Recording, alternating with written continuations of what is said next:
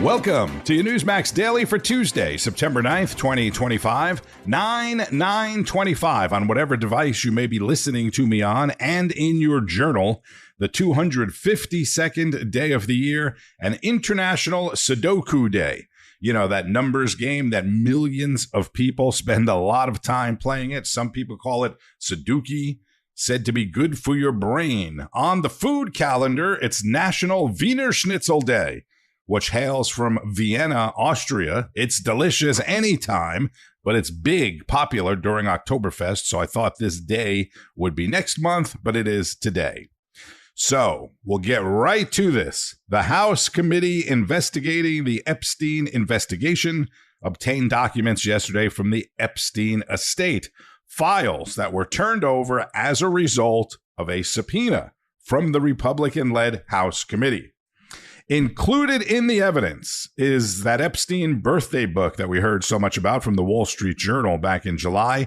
And in that birthday book, more specifically, is the suggestive letter that the newspaper says was written by Donald Trump. Suggestive letter and drawing. The media was falling all over themselves last night to show it and to talk about it. A federal appeals court upheld an $83 million defamation judgment against the president in the E. Jean Carroll case, and the Supreme Court overruled a lower court's decision that had blocked Immigration and Customs Enforcement agents, ICE, from doing their job in Los Angeles. Hey, it's Eric Trump calling for Tony.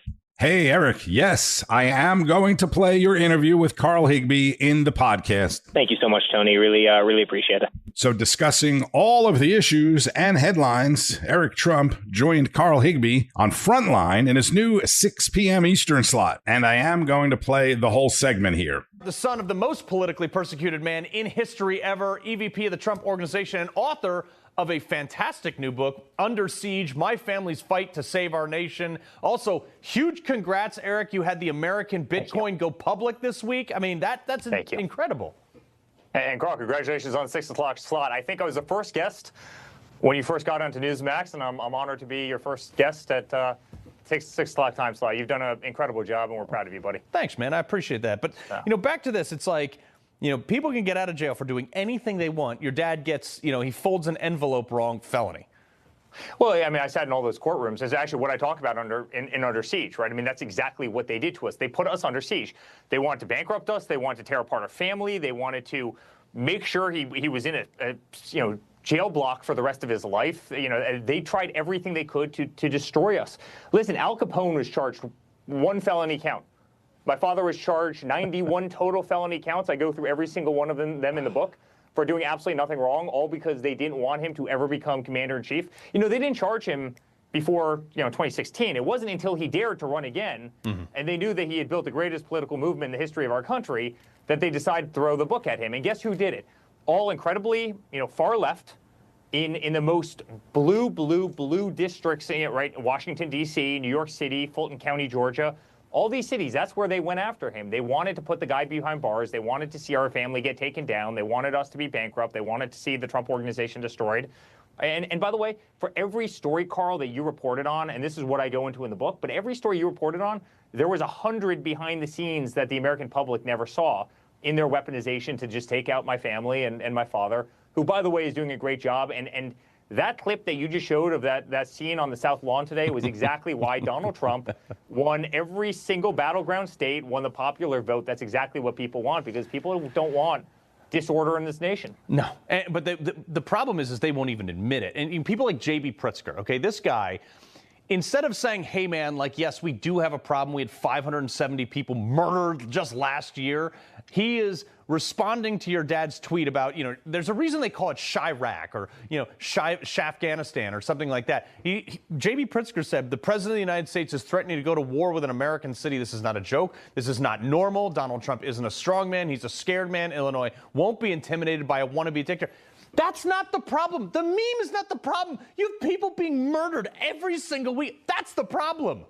Carl, a dear friend of mine, lives right on Michigan Avenue, came out of a building and absolutely got savagely attacked. A guy who was courageous ran over and saved her life, got beaten half to death one of my closest friends in Chicago. This happens every single day. And what's my father saying?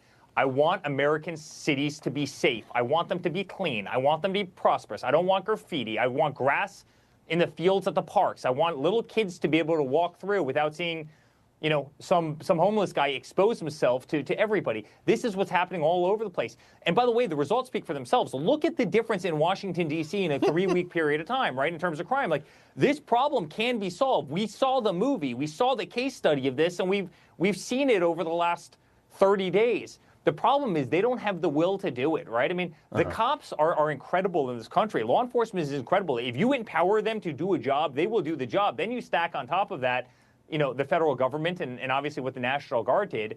And it's a pretty unstoppable, you know, scene. But when you go after law enforcement, when you go after them personally for everything, when you know, attack them, when you undermine the profession, at some point they also give up and say, this crap isn't worth it. Yeah. Well, you know, it's something also beyond all this stuff. The news story today is that the stupid drawing, you know, that your dad allegedly gave to Epstein. And you and I actually were sitting around joking about this a while back when it first came out. We were like, this is the most absurd stuff in the world. But Mike Johnson is like walking back. Last week he said, oh, you know, he was an FBI asset in the whole prosecution of this. Then he tried to walk it back. So this is like the dumbest thing in the world. I can tell you my father does not sketch out cartoon drawings. I mean, it's insane. Not to mention Epstein's lawyer said he asked specifically about Donald Trump, and Donald Trump never once came up, and there was no correlation. And it's ironic, given that my father was the very guy that threw him out of the club because he thought he was a scumbag. My father's intuition was actually incredibly right. But I mean, listen, they've tried everything. It's no different than the Russian hoax. I mean, listen, the New York Times, the same people who are going to, by the way, try and do everything they can to keep me from becoming the #1 bestseller, you better believe, they were the ones that got Pulitzer Prizes for writing about the Russia hoax, something that was untrue, and they didn't even give back the prizes, right? I mean, this is the level of dementia in the mainstream media, and there are so few people. I mean, you literally have Carl Higbie and about 3 others that get it right every night, and the rest of them. But you know, Carl, people don't buy it anymore. You know, people no longer trust the mainstream media. I'm not talking about you. I'm talking about everybody else, and it's why, despite having negative 98% media coverage, my father can still win the popular vote. He can still win every single swing state, and the guy is ultimately back in the most powerful office in the world, doing an incredible job, making us all very proud. Eric Trump, son of the president, executive vice president of the Trump Organization, and author of the new book, Under Siege, My Family's Fight to Save Our Nation, which I will take an autographed copy of. Eric, thank you. On Frontline with Carl Higbie, now at 6 p.m. Eastern. Chris Salcedo, the Chris Salcedo Show, is now at 5, and Greta Van Susteren, on the record, has moved into Chris's slot at 4 p.m. Her first guest in the new slot was Ohio Congressman and Chairman of the House Judiciary Committee, Jim Jordan. Okay, you're here most of the week or most of the season. The crime is down. Do you feel it driving through the city, by the way? Because I happen to, it feels safer for some reason. I don't see people lingering around as much, and I don't mean tourists, but it feels safer. Yeah, great question. Yeah, great question. But last night, Polly and I went out to dinner. We got in yesterday, and we got to dinner, and we walked like 10 blocks back to our place, and it's like, you felt safe. You saw, because you saw the guys in the National Guard, you know, in their uniform. Saw them out with their camo uniform, and there was lights in a certain part of that. We were down by the ballpark and walking back up north towards the Capitol. You did feel safe. I mean, it's common sense, Greta. When you have more law enforcement, you get less crime. When you do what the Democrats want, you shouldn't be surprised. You shouldn't be surprised when you defund the police if you get more crime.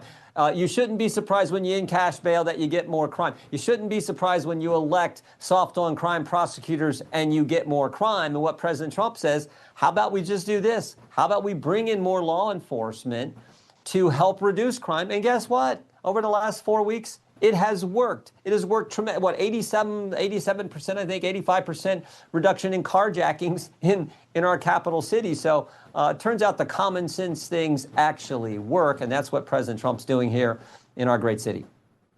You know, but, he's doing it sort of as a last resort. He's doing it because the judges weren't doing anything. He's doing it because the prosecutors weren't doing anything. And, of course, a defense lawyer's job is to get the people out of jail who represent them. But it's though the people who are involved in the system, the judges and the prosecutors, that they didn't live here. You know, that they didn't. I mean, I've stepped over bodies at night leaving here just to go to dinner. And I'm a couple blocks from the White House. Yeah. Well, and he's also doing it in response to these cities who are sanctuary jurisdictions, who are not only not doing what we've been talking about, but also pushing back against federal law enforcement who come into the city for legitimate reasons, federal reasons, and not helping them. The judge in what was it, Milwaukee? The judge in Milwaukee who let the bad guy go out the back door while the good guys were coming in the front door to arrest the bad guy. I mean, like, that's how ridiculous it has gotten. And so the country, particularly with D.C., which, as you know, has a special designation under our Constitution, the country is like, this is our capital city. Let's make sure this place is safe so we can conduct business here. And all the tourists who come to this great town every year, particularly next year when we celebrate 250 years since the Declaration of Independence, you want the place to be safe, for goodness sake. Not to mention the people in the neighborhoods who run the restaurants, who live in these communities, they like it to be safe for their families as well. You know, I think it's interesting that this is a Democratic city. Mayor Bowser is a Democrat. She wins, by large margins. But she has embraced the help that the federal government has come. And you would think that some of these mayors of some of these other cities who are Democrat and may not have voted for President Trump, but they would embrace the help because I think it's free. I don't think they have to pay for it at all, but they would embrace the help to clean up their cities to make it better for their citizens. Yeah. Well, not only embrace it, as the vice president said, ask for it, request it. Like, you can do that. I mean, the Pritzker, the governor in Illinois, and the mayor in Chicago could say, you know what? Hey, Mr. President, can you help us? Well, a lot of our people are getting killed every stinking day, every weekend. Bad things are happening to families and individuals in our city. But no, not just embrace, but like request it, then embrace it would be the smart thing to do. But no, they won't do that because it comes from President Trump. Congressman Jim Jordan, chair of the House Judiciary Committee, on the record with Greta Van Susteren again now at 4 o'clock Eastern. It's been a minute since we've heard from Deputy Assistant to the President, the Senior Director of Counterterrorism, and former Newsmax host Sebastian Gorka, who spoke with our Bianca de la Garza about yesterday's Supreme Court ruling. As we came on the air, Sebastian, Supreme Court backing President Trump's efforts when it comes to these raids in Southern California. An earlier ruling that SCOTUS has just overturned said that people needed reasonable suspicion, but Supreme Court is saying, no, you can target people based on their race or language. The earlier ruling was trying to say that they were violating illegal immigrants' Fourth Amendment protection. And it's important to note that's exactly what played out in Durham, North Carolina. They have passed a resolution declaring Durham a Fourth Amendment workplace. I bet it's in reaction to the raids in Georgia, but it seems like Durham may now need to rethink this because of this Supreme Court ruling coming down today. It does not look like they will have this as a legal pushback anymore. Yeah, look, this is the revenge of common sense, Bianca. That's what defines everything we do in the Trump administration. Number one, there is only one human being on the earth who controls immigration to the United States. That individual is the incumbent president. That is Donald J. Trump. Nobody else gets to decide. Not the mayor of LA, not the governor of California, nobody else. The president decides. And then secondly, again, common sense. Illegal aliens do not have the constitutional rights of American citizens. The idea that you have the same rights as Americans is insanity. You came here illegally, you are already a criminal. Period, end of story, and you will be treated as such. Let's talk about, and it's understandable when you see it coming from the left, but what about within the Republican Party, Seb? You know, cartels are terrorist organizations. That's the fact now. J.D. Vance wrote on X that killing cartel members who poison our fellow citizens is the highest and best use of our military. But then you have Kentucky Senator Rand Paul, a Republican, who's taking exception to that, saying, J.D., I don't give a blank. Did he ever read To Kill a Mockingbird? Which is odd because Democrat Fetterman is full on board, saying fully support confronting the scourge of cartel drug trafficking to our nation. So you have a Democrat supporting Republican Vice President J.D. Vance, but Rand Paul apparently has some problem with us being hardline for people who are bringing drugs into our country. What's your message to Rand Paul today, Seb? He should live in the real world. I'm not sure how quoting a fictional character from a novel has anything to do with the terrorist organizations that under the Biden administration were murdering 110,000 Americans every single year with fentanyl smuggled into this country, mostly made with precursors that were provided by China. So is Rand Paul on the side of China and the cartels or on the side of the American people? I suggest he sit down once. Senator, sit down with the families of those who lost a loved one to fentanyl. I will arrange it for you. And then tell me that you're on the side of the drug boats or the American people. Dr. Seb Gorka, Deputy Assistant to the President and Senior Director of Counterterrorism on Newsline with Bianca. That's at noon on Newsmax. Last week, you may recall, I spoke about the murder of a young woman on a train in Charlotte, North Carolina. 23-year-old Irina Zarutska, a Ukrainian refugee murdered by a lifelong criminal who should not have been on the streets. I said that the story was not getting the coverage that it should be getting. Many of the people in Charlotte have been saying the same thing, and it's mainly because it doesn't fit the big media narrative. Rob Schmitt finally did a deep dive on this story last night. Philosopher Adam Smith once said, "Mercy to the guilty is cruelty to the innocent." Think about that for a second. The story of Irina Zarutska is a prime example of this. The beautiful Ukrainian refugee taking a train home from work, Charlotte, North Carolina, 2 weeks ago, and she picked the wrong seat. Zarutska sat right in front of a lifelong bottom feeder named DeCarlos Brown. He has been given about 20 second chances by the miserable left that controls Charlotte, North Carolina. And on August 22nd, he thanked his society for its patience by standing up and slashing Irina Zarutska's throat in front of a train full of witnesses. The moment you see right there. Many say that there's no motive for this. The surveillance audio says different. Watch DeCarlos Brown walk through a train full of people muttering as blood pours to the floor.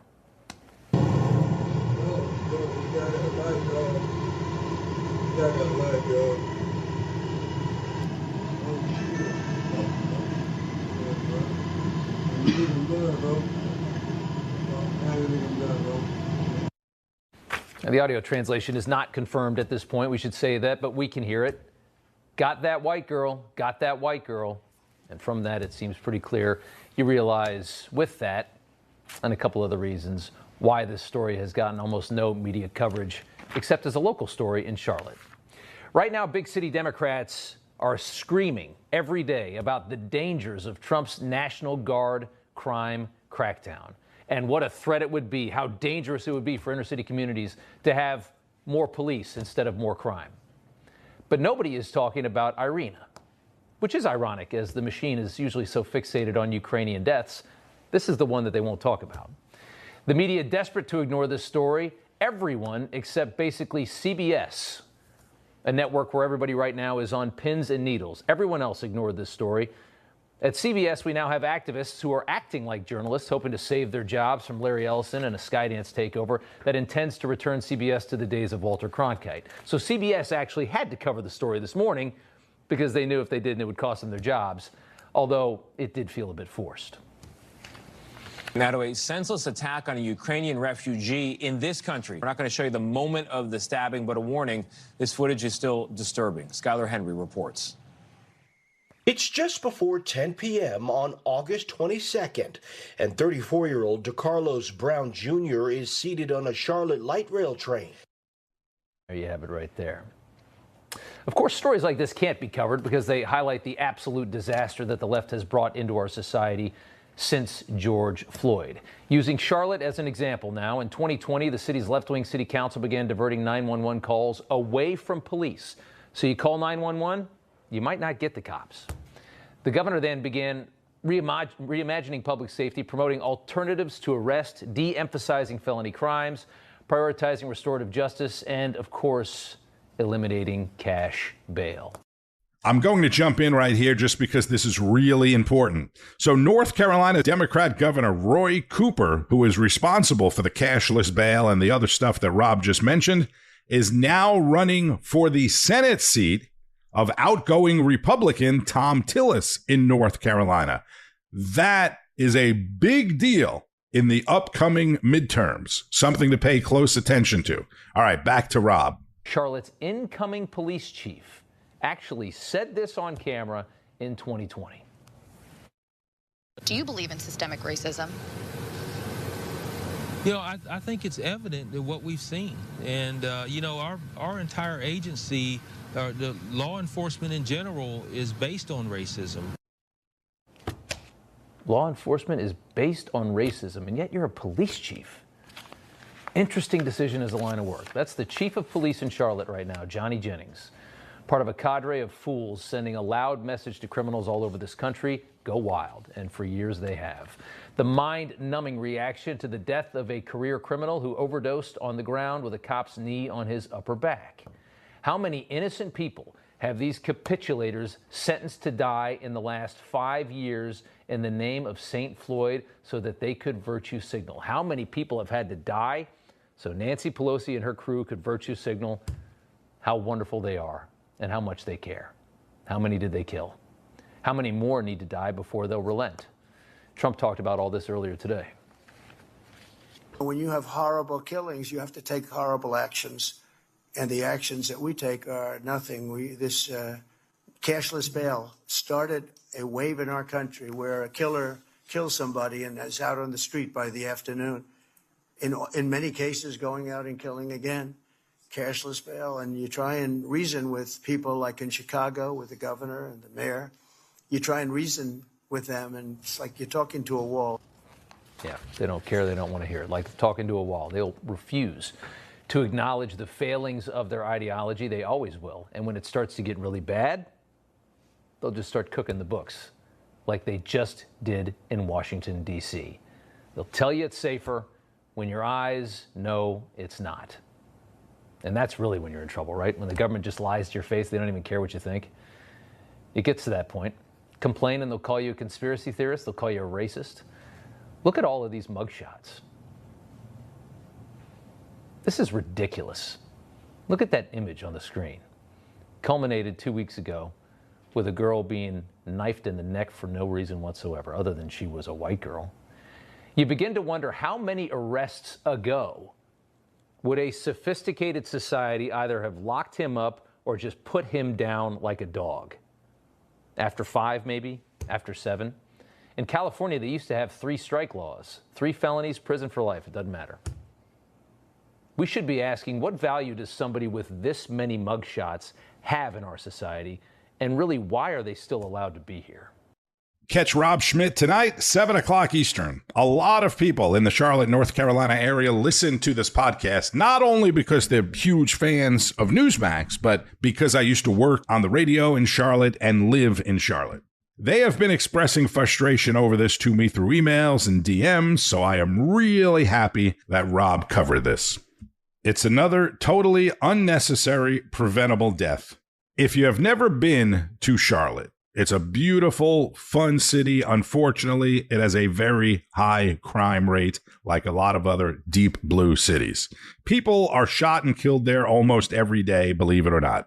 In this case, the killer, the throat slasher, who said he killed that white girl over and over, if you couldn't make that out in the audio earlier, that's what he was mumbling under his breath, killed that white girl. He had 16 prior mugshots. That's what Rob was showing, the 16 mugshots, 16 arrests.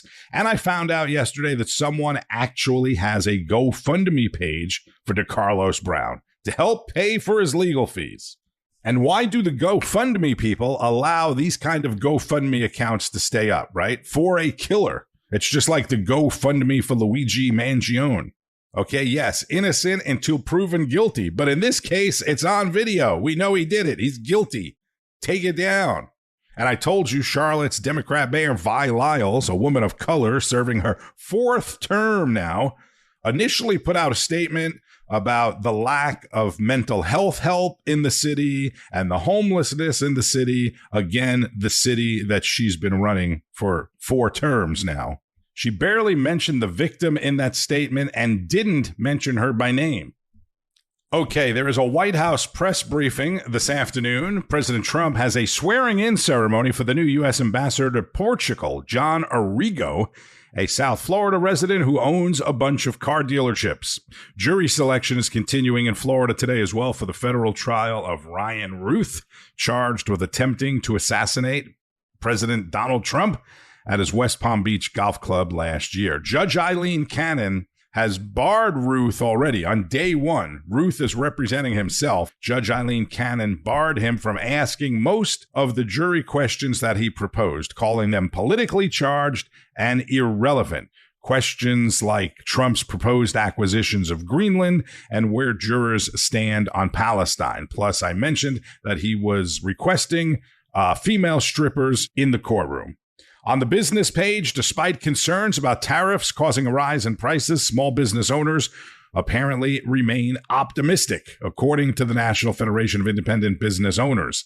Its Small Business Optimism Index rose a half point last month and is above its 52-year average. The survey found an improvement in overall business health, and that the biggest concern of small business is about the quality of labor, finding good people. If you go to any small business, especially a restaurant, that's evident, right? Meanwhile, on Wall Street, the stock market's opened slightly higher this morning after closing slightly higher yesterday, and the NASDAQ closing at another all-time high. Apple begins its annual event today. They're expected to introduce the newest iPhone. Oracle and GameStop report earnings after the closing bell today. Bitcoin and most other cryptocurrencies are also higher. Bitcoin currently at 112,600.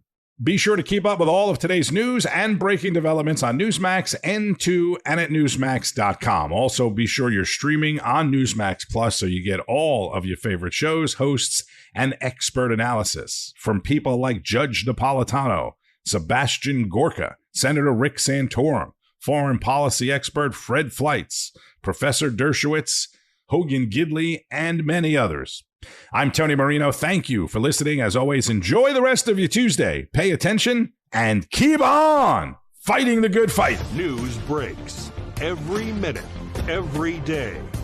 You need the app, the Newsmax app. Find it free on your smartphone store. Then watch us anytime, anywhere. Did you see the game? Information. Truth. Is freedom.